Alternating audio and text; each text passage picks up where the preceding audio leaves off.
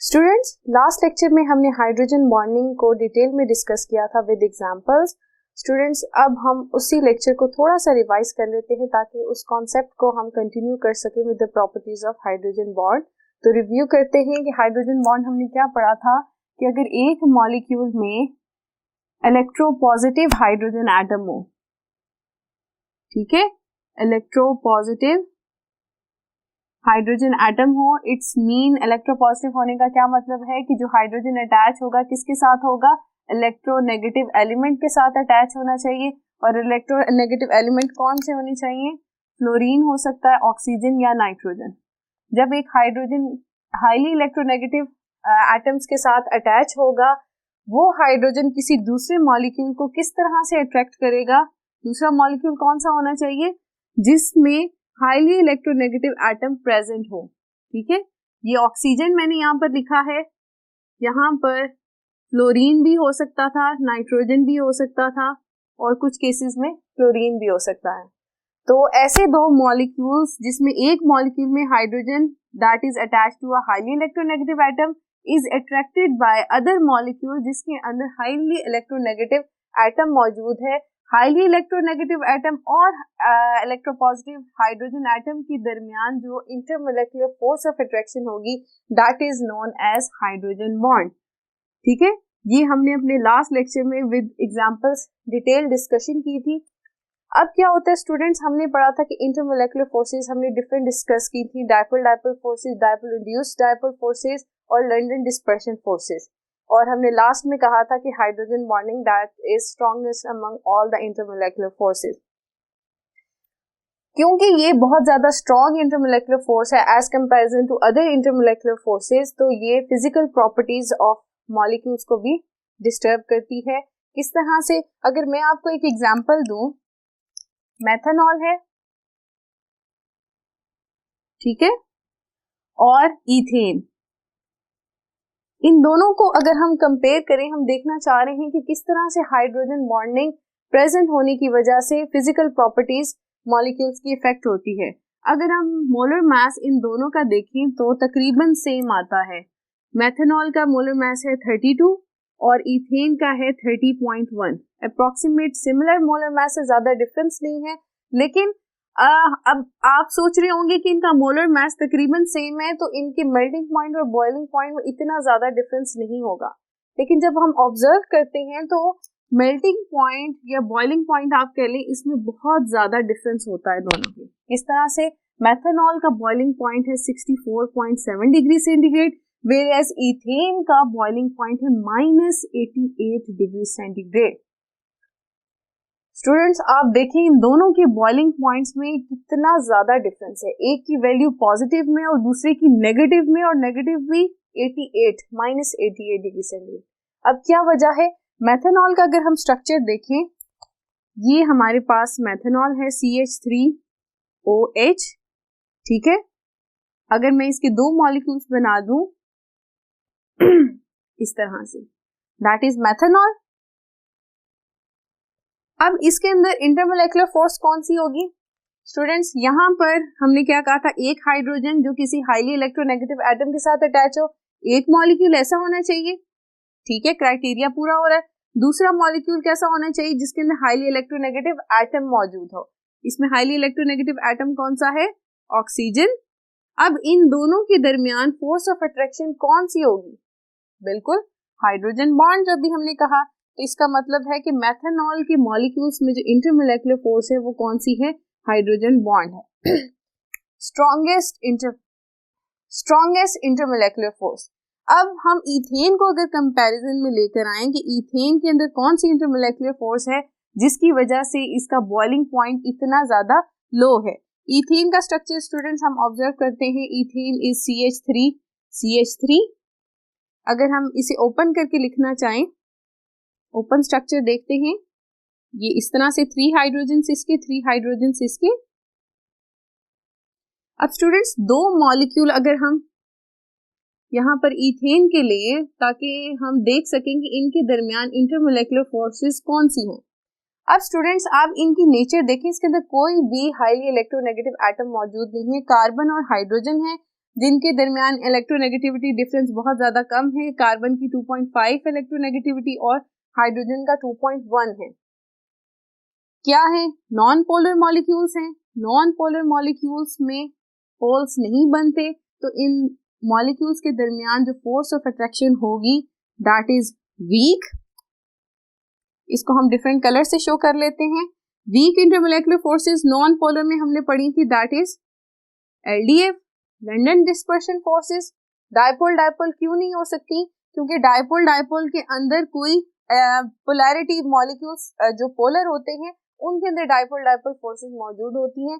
ये तो molecules non polar हैं, इसके लिए इस वजह से इसके अंदर वीक इंटरमोलेकुलर फोर्सेस एलडीएफ है। अब कंपैरिजन में देखें, एक मॉलिक्यूल ऐसा है या आप कह लें कि दो मॉलिक्यूल्स के दरमियान एक तरफ स्ट्रॉन्गेस्ट इंटरमोलेकुलर फोर्स है जबकि दूसरे के अंदर वीकेस्ट इंटरमोलेकुलर फोर्स प्रेजेंट है। इस वजह से क्या हुआ है कि physical properties that is boiling point effect हुआ है। स्ट्रॉन्ग इंटरमोलेकुलर फोर्स होने की वजह से मेथनॉल का बॉइलिंग पॉइंट बहुत ज्यादा है और यहाँ पर इथेन में वीक इंटरमोलेकुलर फोर्सेस होने की वजह से इसका जो बॉइलिंग पॉइंट है वो बहुत ज्यादा कम है। और दूसरी बात, स्ट्रॉन्ग इंटरमोलेकुलर फोर्सेस हैं तो methanol exist as liquid whereas ethane exist as gas. तो स्टूडेंट्स, ये हमने एक छोटा सा रिव्यू दिया कि हाइड्रोजन बॉन्डिंग किस तरह से फिजिकल प्रॉपर्टीज ऑफ मॉलिक्यूल्स को डिस्टर्ब करती हैं या इफेक्ट करती हैं।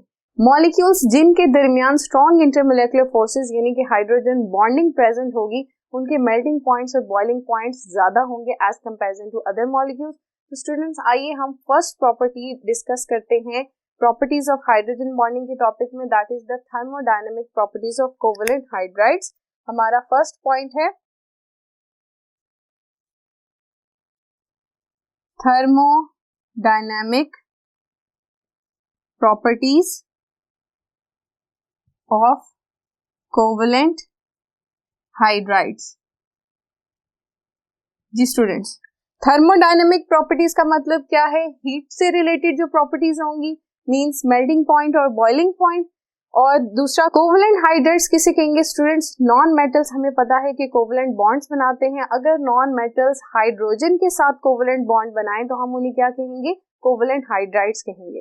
तो स्टूडेंट्स, आज हम अपने लेक्चर में क्या करेंगे? कोवेलेंट हाइड्राइड्स के बॉइलिंग पॉइंट को डिस्कस करेंगे। हम देखेंगे कि अलोंग द पीरियड और अलोंग द कॉलम जो है वो किस तरह से, along the period and along the group किस तरह से बॉइलिंग पॉइंट जो है वो इफेक्ट हो रहा है इन द कोवेलेंट हाइड्राइड्स।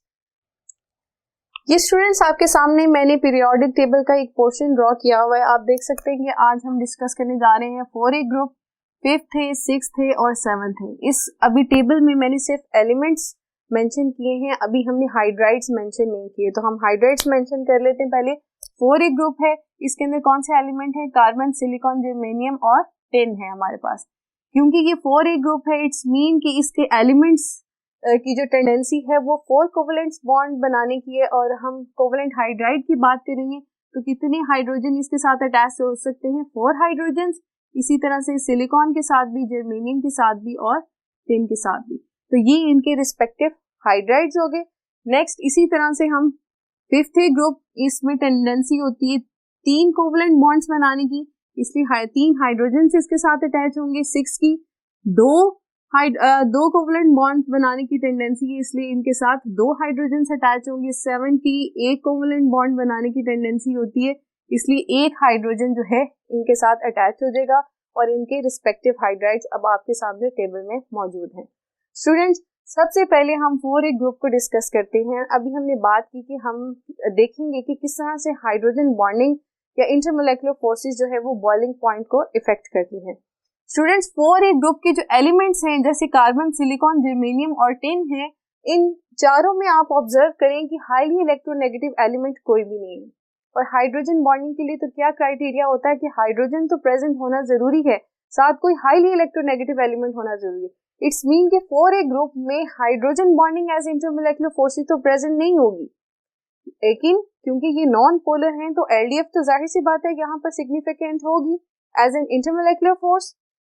उसकी बेस पर हम, ये 4A ग्रुप का ग्राफ है हमारे पास, यहाँ पर एक्स एक्सिस के लॉन्ग हमने पीरियड नंबर्स मेंशन किए हैं और यहाँ पर वाई एक्सिस के लॉन्ग बॉइलिंग पॉइंट है। स्टूडेंट्स यहाँ पर देखेंगे टिन हाइड्राइड जो है इसका जो बॉइलिंग पॉइंट है पूरे ग्रुप में से सबसे ज्यादा है। उसकी वजह क्या है? क्योंकि ये 5th ग्रुप का मेंबर है। डाउन द ग्रुप हमें पता है कि size of atom increases, size increases. Tin का साइज क्या होगा? सबसे ज्यादा होगा। ठीक है, अब साइज बड़ा होने की वजह से क्या होगा कि इसकी पोलराइजेबिलिटी ज्यादा होगी। जब पोलराइजेबिलिटी टिन हाइड्राइड मॉलिक्यूल्स की ज्यादा होगी तो यहाँ पर एलडीएफ जो है, लंदन डिस्पर्शन फोर्स जो है वो सिग्निफिकेंट होगी as comparison to other group members. इसलिए इसका बॉइलिंग पॉइंट अपने ग्रुप मेंबर्स में सबसे ज्यादा है। अब हम देखेंगे कार्बन यानी या मीथेन आप कह लेंगे, मीथेन का सबसे ज्यादा काम क्यों है? इसकी वजह क्या है कि कार्बन जो है अपने ग्रुप का फर्स्ट मेंबर है और इसका साइज क्या है? स्मॉल है। स्मॉल साइज की वजह से क्या होगा? पोलराइजेबिलिटी जो है वो कम होगी। लेस पोलराइजेबिलिटी होगी तो लंदन डिस्पर्शन फोर्सेस जो होती हैं वो वीक होती है। लंदन डिस्पर्शन फोर्सेस डिपेंड करती हैं किसी मॉलिक्यूल की पोलराइजेबिलिटी पे, जिसकी पोलराइजेबिलिटी जितनी ज्यादा होगी वहां पर लंदन डिस्पर्शन फोर्सेस उतनी ही ज्यादा होंगी। इस बेस पे जो मीथेन है इसका बॉइलिंग पॉइंट सबसे ज्यादा कम है। आप देख सकते हैं -164 है और टिन जो है इसका -52 आता है। ये तो बात होगी ऐसे हमने जो मॉलिक्यूल्स की बात की जिनके अंदर हाइड्रोजन बॉन्डिंग प्रेजेंट नहीं थी, लेकिन स्टिल हमने उनका ट्रेंड डिस्कस किया कि क्यों उनके दरमियान भी boiling point down the group जो है वो इंक्रीज हो रहा है। उसकी वजह हमने क्या बताई? Due to large polarizability of tin, size बढ़ने से पोलराइजेबिलिटी बढ़ गई। नेक्स्ट ग्रुप की तरफ आते हैं, that is the 5A group. Students 5A group में अगर आप ऑब्जर्व करें कि यहाँ पर जो नाइट्रोजन है that is the highly electronegative atom. Nitrogen highly electronegative होने की वजह से अमोनिया के अंदर strong intermolecular forces that is hydrogen bonding is present. Hydrogen bonding present होने की वजह से अमोनिया का बॉइलिंग पॉइंट जो है वो ज्यादा होता है as comparison to its group member. कितना है इसका? -33.4 डिग्री सेंटीग्रेड। तो स्टूडेंट्स हमने क्या इससे ऑब्जर्व किया कि अगर स्ट्रॉन्ग इंटरमोलेक्युलर फोर्सेस होंगी तो बॉइलिंग पॉइंट भी इंक्रीज कर जाता है और जिन मॉलिक्यूल्स के दरमियान वीक इंटरमोलेक्युलर फोर्सेस होंगी तो बॉइलिंग पॉइंट भी डिक्रीज होगा। नेक्स्ट ग्रुप की बात करें that is the 6A group. यहाँ पर आप देखें कि यहाँ पर भी ऑक्सीजन जो है that is the element that is electronegative as comparison to its group member. बाकी ये जो 3 मेंबर्स हैं ये इलेक्ट्रोनेगेटिव नहीं है। तो इलेक्ट्रोनेगेटिव अगर नहीं है इट्स मीन कि इनके दरमियान हाइड्रोजन बॉन्डिंग एब्सेंट होगी, इनके दरमियान वीक इंटरमोलेक्युलर फोर्सेस होंगी। तो आप देख सकते हैं कि स्टूडेंट्स यहाँ पर ऑक्सीजन का जो हाइड्राइड है दैट इज वाटर, उसका बॉइलिंग पॉइंट कितना है? यहाँ पर 100 डिग्री सेंटीग्रेड है। That is the highest among all its group members. बाकी सब ग्रुप मेंबर से क्या है? इसका बॉइलिंग पॉइंट सबसे ज्यादा है। दैट शोज कि इसके दरमियान स्ट्रॉन्ग इंटरमोलेक्युलर फोर्सेस होंगी। कौन सी स्ट्रॉन्ग इंटरमोलेक्युलर फोर्सेस है? इलेक्ट्रोनेगेटिव एलिमेंट ऑक्सीजन प्रेजेंट होने की वजह से इसके दरमियान strong intermolecular forces hydrogen bond present है। अगर आप 7A ग्रुप की बात करें तो स्टूडेंट्स यहाँ पर फ्लोरीन, क्लोरीन, ब्रोमीन, आयोडीन जो हैं ये इलेक्ट्रोनेगेटिव एलिमेंट्स हैं, लेकिन इनकी इलेक्ट्रोनेगेटिविटी जो है डाउन द ग्रुप है डिक्रीज कर जाती है। इसका मतलब है कि फ्लोरीन जो टॉप पे प्रेजेंट है उसकी इलेक्ट्रोनेगेटिविटी क्या होगी? सबसे ज्यादा होगी। अब फ्लोरीन का जो हाइड्राइड क्या है दैट इज HF। हमने ये बात कही थी कि हाइड्रोजन बॉन्डिंग होने के लिए स्ट्रॉन्ग इलेक्ट्रोनेगेटिव एलिमेंट होना जरूरी है। अब यहाँ पर ये जो ग्रुप मेंबर्स हैं HF है, HCl है, HBr है और हाइड्रोजन आयोडाइड है। इसमें स्ट्रॉन्ग इलेक्ट्रोनेगेटिव एलिमेंट कौन सा है? फ्लोरीन है। हमने कहा था फ्लोरीन, ऑक्सीजन और नाइट्रोजन ये जब प्रेजेंट होंगे तो इस तरह के मॉलिक्यूल्स के दरमियान हाइड्रोजन बॉन्डिंग होगी। इसका मतलब है HF के अंदर कौन सी इंटरमोलेक्युलर फोर्स होगी? Hydrogen bonding. HCl that is the border line case. यहाँ पर कई केसेस में क्या होता है कि HCl जो है वो हाइड्रोजन बॉन्डिंग शो नहीं करता, वहां पर डाइपोल डाइपोल फोर्सेस वो सिग्निफिकेंट होती हैं, लेकिन कुछ केसेस में क्लोरीन जो है वो हाइड्रोजन बॉन्डिंग भी शो कर रहा होता है due to its electronegative character. तो ये बॉर्डर लाइन केस आता है। जिसकी वजह से आप देखें कि HBr और HCl इनके दरमियान जो है बॉइलिंग पॉइंट डिफरेंस आता है। HBr का बॉइलिंग पॉइंट कम है और HCl का बॉइलिंग पॉइंट ज्यादा है। उसकी क्या वजह आप लिख सकते हैं कि HCl that is the border line case. इसके अंदर आप ये भी कह सकते हैं कि सिग्निफिकेंट डायपोल फोर्सेस होने की वजह से या फिर हाइड्रोजन बॉन्डिंग भी प्रेजेंट हो सकती है। ये दोनों इंटरमोलेकुलर फोर्सेस जो हैं यहाँ पर ऑपरेट कर रही हैं, जिसकी वजह से क्या होता है कि HBr जिसके अंदर ओनली डायपोल फोर्स है, ठीक है, उसका बॉइलिंग पॉइंट कम है एज कंपैरिजन टू HCl। अगर हम हाइड्रोजन आयोडाइड और HBr की बात करें तो इनके दरमियान भी काफी डिफरेंस पाया जाता है। उसकी क्या वजह है कि HBr के अंदर इसके अंदर डायपोल फोर्सेस हैं और हाइड्रोजन आयोडीन का साइज बड़ा होने की वजह से क्या होता है, डायपोल फोर्सेस के साथ लंडन डिस्पर्शन फोर्सेस ज्यादा सिग्निफिकेंट होती हैं एज कंपैरिजन टू HBr। क्योंकि आपको पता है कि LDF जो है that depends upon the size of atom. जितना एटम का साइज बड़ा होगा उतनी ही ज्यादा सिग्निफिकेंट क्या होंगी, LDF फोर्सेस होंगी, लंडन डिस्पर्शन फोर्सेस। ब्रोमीन का साइज आयोडीन के साइज से छोटा है, इस वजह से यहाँ पर दो फोर्सेस ज्यादा ऑपरेट होने की वजह से क्या हो रहा है कि हाइड्रोजन आयोडाइड का बॉइलिंग पॉइंट कम है as comparison to HBr। Students, अगर ये तो हमने अलोंग द ग्रुप जो है सारी डिस्कशन की कि किस तरह से बॉइलिंग पॉइंट कम ज्यादा और किस वजह से हो रहे हैं। अब स्टूडेंट्स हम पीरियड वाइज डिस्कस करना चाहें तो देखते हैं क्या ट्रेंड फॉलो होगा। अब स्टूडेंट्स अब आप अलोंग द पीरियड देखें, यहाँ पर लेफ्ट टू राइट जाते हुए हम पीरियड को कंसिडर करते हैं। ये सेकंड पीरियड है। कार्बन तो इलेक्ट्रोनेगेटिव एलिमेंट है ही नहीं, नाइट्रोजन, ऑक्सीजन एंड फ्लोरीन, ये तीन एलिमेंट्स क्या हैं, these are the electronegative elements. अब जितना ज्यादा इलेक्ट्रोनेगेटिव एलिमेंट होता है उतनी ही स्ट्रेंथ हाइड्रोजन बॉन्डिंग की ज्यादा होती है। तो स्टूडेंट्स इस कॉन्सेप्ट की बेस पे आप क्या कह सकते हैं कि फ्लोरीन क्योंकि सबसे ज्यादा स्ट्रॉन्ग इलेक्ट्रोनेगेटिव एलिमेंट है तो इसकी हाइड्रोजन बॉन्डिंग की स्ट्रेंथ ज्यादा होगी। ऑक्सीजन उससे कम इलेक्ट्रोनेगेटिव है तो हाइड्रोजन बॉन्ड की स्ट्रेंथ इसकी कम होगी और अमोनिया की सबसे ज्यादा कम होगी। तो इस ट्रेंड को फॉलो अप करते हुए तो हमें फ्लोरीन का बॉइलिंग पॉइंट यानी वाटर के बॉइलिंग पॉइंट से भी ज्यादा होना चाहिए, लेकिन हम ऐसा नहीं देख रहे। ऐसा क्यों हो रहा है? फ्लोरीन का 19.9 डिग्री सेंटीग्रेड जो है वो बॉइलिंग पॉइंट है वाटर का, जबकि 100 डिग्री सेंटीग्रेड है। ऐसा क्यों है, इसको एक्सप्लेन करते हैं। हाइड्रोजन फ्लोराइड है, इसके अंदर हम देखते हैं कि हाइड्रोजन बॉन्डिंग किस तरह से प्रेजेंट है। जिगजैग पैटर्न होता है, सॉरी ये इस तरह से आएगा डाउनवर्ड और फिर इस तरह से ये ऊपर, जिगजैग पैटर्न है, ये इसके अंदर एंगल बनता है। स्टूडेंट्स अब आप ऑब्जर्व करें कि हाइड्रोजन फ्लोराइड का जो एक मॉलिक्यूल है वो दूसरे मॉलिक्यूल के साथ कितने हाइड्रोजन बॉन्ड बना सकता है? एक हाइड्रोजन बॉन्ड बनाता है। ये डॉटेड लाइन किसको शो करी है?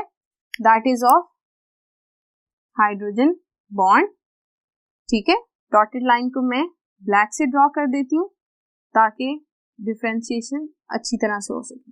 ये black dotted line that is showing the hydrogen bond present between the HF molecules. अगर अब हम वाटर की बात करें, दूसरा स्ट्रक्चर हम वाटर को कंपेयर करना चाह रहे थे, तो वाटर का स्ट्रक्चर किस तरह से बनेगा? ये वाटर मॉलिक्यूल है, ऑक्सीजन पे दो लोन पेयर्स मौजूद हैं। अब ये लोन पेयर्स जो हैं ये फर्दर दूसरे वाटर मॉलिक्यूल्स के साथ अट्रैक्ट होके क्या बना रहे हैं? हाइड्रोजन बॉन्ड बना रहे हैं। ये ब्लू डॉटेड लाइन यहाँ पर क्या शो कर रही है? Hydrogen bond. अब स्टूडेंट्स क्या होता है कि वाटर का एक मॉलिक्यूल जो वाटर का मॉलिक्यूल है उसके अंदर कितने हाइड्रोजन एटम्स हैं? दो हाइड्रोजन एटम्स हैं। तो एक हाइड्रोजन एटम जो है ऑक्सीजन के एक एटम के साथ लोन पेयर उसका यूज करते हुए एक हाइड्रोजन बॉन्ड बनाएगा, और इसी तरह से एक ही मॉलिक्यूल का जो वाटर मॉलिक्यूल का दूसरा हाइड्रोजन एटम है वो भी किसी दूसरे वाटर मॉलिक्यूल के ऑक्सीजन एटम के साथ जाकर हाइड्रोजन बॉन्डिंग बनाएगा। इट्स मीन कि पर वाटर मॉलिक्यूल कितने हाइड्रोजन बॉन्ड्स बन रहे हैं? 2, एक ये और दूसरा ये। तो पर मॉलिक्यूल कितने हाइड्रोजन बॉन्ड्स हैं? 2 हाइड्रोजन बॉन्ड्स पर मॉलिक्यूल। ये एक बात आपको समझ आ गई, हमने स्ट्रक्चर में देखा किस तरह से HF और वाटर के दरमियान हाइड्रोजन बॉन्डिंग प्रेजेंट है। अब हमारा क्वेश्चन ये था कि क्योंकि फ्लोरीन जो है स्टूडेंट्स वो ऑक्सीजन से ज्यादा हाईली इलेक्ट्रोनेगेटिव एटम है, तो hydrogen bond present between fluorine and hydrogen that is more stronger than hydrogen bond present between oxygen and hydrogen. तो हम तो ये चाह रहे थे कि क्योंकि ये इसके दरमियान ज्यादा स्ट्रॉन्ग बॉन्ड है तो इसको तोड़ना भी ज्यादा मुश्किल है, ज्यादा एनर्जी रिक्वायर है, तो HF का बॉइलिंग पॉइंट ज्यादा होना चाहिए था और वाटर का कम होना चाहिए था, क्योंकि ऑक्सीजन और हाइड्रोजन का बॉन्ड जो है as comparison to HF weak है, इसको कम एनर्जी चाहिए ब्रेक होने के लिए। लेकिन ऐसा नहीं होता। हमने क्या ऑब्जर्व किया कि वाटर का boiling point that is 100 degree centigrade, जबकि HF का जो बॉइलिंग पॉइंट हमने ऑब्जर्व किया दैट इज 19.9 डिग्री सेंटीग्रेड। तो ये तो रिवर्स हो गया, HF का बॉइलिंग पॉइंट कम हो गया और वाटर का बॉइलिंग पॉइंट ज्यादा हो गया। अब हम इस चीज को कैसे जस्टिफाई करेंगे? नो डाउट HF के दरमियान जो हाइड्रोजन बॉन्ड है उसकी स्ट्रेंथ बहुत ज्यादा है as comparison to hydrogen and oxygen hydrogen bond. लेकिन स्टूडेंट पर मॉलिक्यूल HF में कितना हाइड्रोजन बॉन्ड बन रहे हैं? एक हाइड्रोजन बॉन्ड बना है, जबकि वाटर में 2 हाइड्रोजन एटम्स प्रेजेंट होने की वजह से पर मॉलिक्यूल 2 हाइड्रोजन बॉन्ड प्रेजेंट है। अब आप स्टूडेंट्स खुद सोचिए कि एक हाइड्रोजन बॉन्ड को तोड़ने के लिए जो एनर्जी चाहिए होगी वो ज्यादा होगी या 2 हाइड्रोजन बॉन्ड एटम्स को तोड़ने के लिए जो एनर्जी चाहिए होगी वो ज्यादा होगी? तो ये क्लियर हो गया कि 2 हाइड्रोजन बॉन्ड को तोड़ने के लिए एनर्जी ज्यादा चाहिए होती है, जिसकी वजह से क्या है वाटर का बॉइलिंग पॉइंट ज्यादा है एज कंपैरिजन टू HF। ठीक है, ये क्वेश्चन यहाँ पर जस्टिफाई हुआ कि हमने देखा कि इलेक्ट्रोनेगेटिविटी डिफरेंस होने के बावजूद क्या चीज इंपॉर्टेंट है कि पर मॉलिक्यूल कितने number of hydrogen bonds present हैं मॉलिक्यूल्स के दरमियान, उसकी बेसिस पे भी बॉइलिंग पॉइंट इफेक्ट होता है। फर्दर स्टूडेंट्स हम एक और क्वेश्चन देखते हैं कि आपके पास यहाँ पर देखें 6A ग्रुप में वाटर जो कि टॉप पर है that exist as liquid, whereas H2S that exist as gas। अब एक ही ग्रुप के 2 मेंबर्स हैं जिसमें एक लिक्विड में एग्जिस्ट कर रहा है दूसरा गैस में। इसकी क्या वजह है? आपके बोर्ड में भी स्टूडेंट एक क्वेश्चन आता है कि why water is liquid and H2S is gas, justify the statement। तो आप उसे कैसे जस्टिफाई करेंगे कि आप इसी तरह से बताएंगे कि वाटर के दरमियान इंटरमोलेक्युलर फोर्सेस कौन सी हैं? Hydrogen bond that is very strong intermolecular forces, जबकि हाइड्रोजन सल्फाइड जो कि सल्फर क्या है that is not electronegative element, तो उसके मॉलिक्यूल्स के दरमियान वीक इंटरमोलेक्युलर फोर्सेस प्रेजेंट होंगी, वहां पर हाइड्रोजन बॉन्डिंग एब्सेंट होगी। हाइड्रोजन बॉन्डिंग एब्सेंट होने की वजह से और वीक इंटरमोलेक्युलर फोर्सेस होने की वजह से H2S के मॉलिक्यूल्स एक दूसरे से बहुत ज्यादा दूर दूर होंगे, और जब मॉलिक्यूल्स एक दूसरे से बहुत ज्यादा दूर हों तो कौन सी स्टेट होती है? That is the gaseous state. और वाटर के केस में क्या होगा? स्ट्रॉन्ग इंटरमोलेक्युलर फोर्सेस प्रेजेंट होने की वजह से मॉलिक्यूल्स एक दूसरे से बहुत ज्यादा क्लोज होंगे, या आप कह लें कि कंपैरेटिवली क्लोज होंगे एज कंपैरिजन टू HS। और जब मॉलिक्यूल्स एक दूसरे से क्लोज होते हैं तो वो स्टेट क्या बन जाती है? लिक्विड बन जाती है। That is why water exist as liquid and H2S is a gas. ये स्टूडेंट्स कुछ कॉन्सेप्चुअल क्वेश्चंस थे जो हाइड्रोजन बॉन्डिंग के लिहाज से हमने डिस्कस किए। अब स्टूडेंट्स हमने जब साइज की बात की थी कि साइज चेंज होने से भी इंटरमोलेक्युलर फोर्सेस जो हैं वो चेंज हो जाती हैं, जो कि फर्दर बॉइलिंग पॉइंट्स को इफेक्ट करती हैं। तो यही चीज स्टूडेंट्स हम पीरियड में देखते हैं कि आप अगर 4th पीरियड को ऑब्जर्व करें, इसके अंदर जो मॉलिक्यूल्स हैं या हाइड्राइड्स हैं इनके बॉइलिंग पॉइंट जो है वो ज्यादा हैं as comparison to the 3rd period. 3rd period में जो हाइड्राइड्स हैं इनके बॉइलिंग पॉइंट जो है स्टूडेंट्स वो कम है। उसकी क्या वजह है कि हमने कहा कि डाउन द ग्रुप जाते हुए size of the atom increases. जब साइज बढ़ता है तो फिर क्या होगा? पोलराइजेबिलिटी इंक्रीज होगी, पोलराइजेबिलिटी इंक्रीज होने से क्या होता है कि इंटरमोलेकुलर फोर्सेस जो हैं वो स्ट्रांग हो जाती हैं, एलडीएफ जो होती है वो सिग्निफिकेंट हो जाती है। तो स्ट्रांग इंटरमोलेकुलर फोर्सेस होने की वजह से यहाँ पर क्या हो रहा है कि फोर्थ पीरियड में जो बॉइलिंग पॉइंट है हाइड्राइड्स के वो ज्यादा हैं as comparison to the third period. तो स्टूडेंट्स हमने क्या यहाँ से रिजल्ट निकाला कि एक तो नंबर ऑफ बॉन्ड्स वो भी बहुत ज्यादा इंपॉर्टेंट है कि मॉलिक्यूल्स के दरमियान अगर स्ट्रांग इंटरमोलेकुलर फोर्सेस हैं लेकिन पर मॉलिक्यूल वो हाइड्रोजन बॉन्ड्स ज्यादा हो जाएंगे तो भी बॉइलिंग पॉइंट इंक्रीज कर जाएगा। दूसरी बात कि साइज ऑफ एटम इंक्रीज करने से भी इंटरमोलेकुलर फोर्सेस बढ़ जाती हैं जिसकी वजह से फर्दर बॉइलिंग पॉइंट इंक्रीज होता है। Student that was all about the thermodynamic properties of hydrogen bonding. अब स्टूडेंट्स हम नेक्स्ट प्रॉपर्टी डिस्कस करते हैं दैट इज द सॉलेबिलिटी।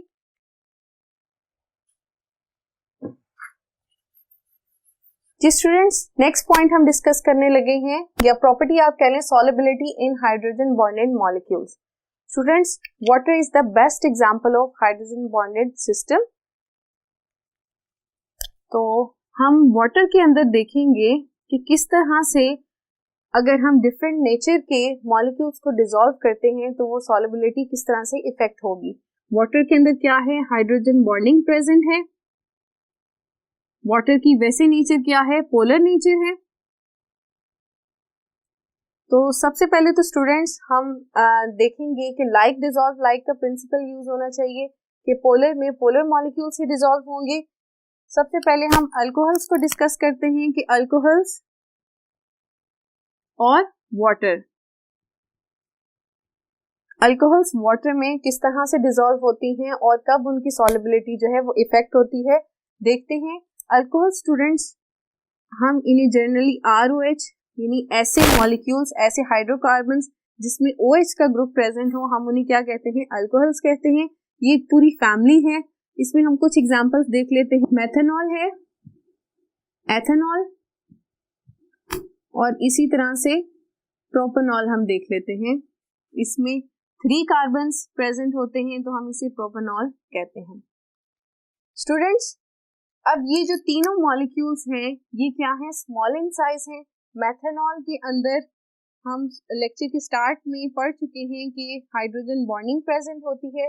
अब क्योंकि मेथनॉल के अंदर भी क्या है, एक इलेक्ट्रोनेगेटिव एलिमेंट मौजूद है दैट इज ऑक्सीजन। ये क्या करेगा, ये वाटर के हाइड्रोजन एटम के साथ हाइड्रोजन बॉन्डिंग शो करेगा। इट्स मीन कि मेथनॉल जो है वो वाटर के अंदर डिसॉल्व हो सकता है क्योंकि मेथनॉल और वाटर के दरमियान क्या बन रहा है, hydrogen bond. So we can say कि methanol is soluble in water. इसी तरह से एथेनॉल भी हाइड्रोजन बॉन्डिंग शो करता है और डिसॉल्व हो जाता है, प्रोपेनॉल भी करता है। लेकिन स्टूडेंट्स जैसे जैसे ये कार्बन चेन इंक्रीज होती जाती है तो solubility in water of alcohols decreases. उसकी क्या वजह है कि जैसे जैसे ये कार्बन चेन बढ़ती है, कार्बन चेन का क्या इफेक्ट होता है, इलेक्ट्रॉन डोनेटिंग इफेक्ट होता है। ये अपने बॉन्ड्स के दरमियान जो इलेक्ट्रॉन्स हैं वो इस ऑक्सीजन को देना शुरू कर देते हैं। इस ऑक्सीजन की तरफ जब जाएगा तो ये जो हाइड्रोजन होता है दैट बिकम्स लेस इलेक्ट्रोपॉजिटिव। ये क्या होगा, लेस इलेक्ट्रोपॉजिटिव हो जाएगा। लेस इलेक्ट्रोपॉजिटिव होने की वजह से क्या होगा कि हाइड्रोजन बॉन्डिंग जो है वो इफेक्ट करेगी क्योंकि हाइड्रोजन बॉन्डिंग के लिए हमें जो है हाईली इलेक्ट्रोपॉजिटिव हाइड्रोजन एटम की जरूरत होती है। तो इसकी वजह से हम क्या ऑब्जर्व करते हैं कि 4 to आप कह लें कि 6 तक जो अल्कोहल्स में कार्बन चेन है वो स्लाइटली सॉल्युबल हो जाती है क्योंकि यहाँ पर हाइड्रोजन बॉन्डिंग जो है वो भी इफेक्ट हो रही है तो सॉल्युबिलिटी भी इफेक्ट हुई। और 7 से ऑनवर्ड जो है अल्कोहल्स जो हैं वो इनसॉल्युबल हो जाते हैं, वो डिसॉल्व नहीं होते। ठीक है, अब सेकंड हम देखेंगे, अल्कोहल्स को हमने देख लिया, अब हम देखते हैं कार्बोक्सिलिक एसिड को। कार्बोक्सिलिक एसिड्स इसमें कौन सा फंक्शनल ग्रुप होता है students, C double bond OH इस तरह से है। ठीक है, इसके अंदर भी क्या है, हाईली इलेक्ट्रोनेगेटिव ऑक्सीजन एटम मौजूद है जिसकी वजह से ये जो हाइड्रोजन है दैट बिकम्स हाईली इलेक्ट्रोपॉजिटिव। ये हाईली इलेक्ट्रोपॉजिटिव एटम जो है ये हाइड्रोजन बॉन्ड बना सकता है oxygen of water molecule. It's mean कि कार्बोक्सिलिक एसिड जो है वो वाटर में डिसॉल्व हो सकते हैं, लेकिन सिर्फ ऐसे कार्बोक्सिलिक एसिड जिनका साइज जो है वो स्मॉल होगा। अगेन कि कार्बन चेन बढ़ने की वजह से क्या होता है, इलेक्ट्रॉन डोनेटिंग इफेक्ट आ जाता है, जिसकी वजह से ये हाइड्रोजन जो है वो इलेक्ट्रोपॉजिटिव नहीं रहता और हाइड्रोजन बॉन्डिंग नहीं होती, जिसकी वजह से लार्ज साइज कार्बोक्सिलिक एसिड जो है वो डिसॉल्व नहीं हो सकते। जो थर्ड हम पॉइंट देखेंगे, अभी हमने किस किस को डिस्कस किया, अल्कोहल्स को डिस्कस किया, सेकंड हमने कार्बोक्सिलिक एसिड को डिस्कस किया। अब हम हाइड्रोकार्बन्स की अगर बात करें स्टूडेंट्स, तो हाइड्रोकार्बन्स इन वाटर हम देखते हैं। Third point that is the hydrocarbons. Hydrocarbons किसे कहते हैं, जब कार्बन और हाइड्रोजन आपस में कोवलेंट बॉन्ड बनाएं तो इन्हें हम क्या कहते हैं, हाइड्रोकार्बन्स। अब हाइड्रोकार्बन्स जो हैं टोटली इनसॉल्युबल इन वाटर हैं। उसकी क्या वजह है कि दे आर नॉन पोलर और water is a polar molecule. तो लाइक डिसॉल्व लाइक, इन दोनों की नेचर तो डिफरेंट है, एक नॉन पोलर है और एक पोलर है, तो ये आपस में डिसॉल्व नहीं हो सकते। तो इट्स मीन कि इन दोनों के दरमियान हाइड्रोजन बॉन्डिंग डेवलप नहीं हो सकती और सॉल्युबिलिटी भी नहीं होगी। स्टूडेंट्स, आपने देखा कि हाइड्रोजन बॉन्डिंग ने किस तरह से इफेक्ट किया सॉल्युबिलिटी ऑफ मॉलिक्यूल्स की। ऐसे मॉलिक्यूल्स जो वाटर के साथ मिलकर हाइड्रोजन बॉन्डिंग बना सकते हैं, मॉलिक्यूल्स के दरमियान हाइड्रोजन बॉन्डिंग प्रेजेंट होगी, ऐसे केमिकल्स जो है वो वाटर में डिसॉल्व हो सकते हैं। और जैसे जैसे केमिकल्स की अगर नेचर चेंज हो जाए, मतलब कि जैसे हमने देखा था कि कार्बन चेन इंक्रीज होने से उनका हाइड्रोजन एटम जो है वो इलेक्ट्रोपॉजिटिव नहीं रहता, तो इस तरह से सॉल्युबिलिटी भी इफेक्ट होती है। स्टूडेंट्स, यहाँ पर हम अपना लेक्चर स्टॉप कर रहे हैं। इसके बाद हम जो नेक्स्ट पार्ट देखेंगे जिसके अंदर हम further applications of hydrogen bonding को डिस्कस करेंगे, ये इसी लेक्चर का सेकंड पार्ट होगा। स्टूडेंट्स, बहुत इंटरेस्टिंग एप्लीकेशंस आप ऑब्जर्व करेंगे कि हाइड्रोजन बॉन्डिंग की हमारी डेली लाइफ में मौजूद है और आप देखेंगे कि हाइड्रोजन बॉन्डिंग कितनी ज्यादा इंपॉर्टेंट है हमारी डेली लाइफ में। अपना बहुत सा ख्याल रखिए। अल्लाह हाफिज।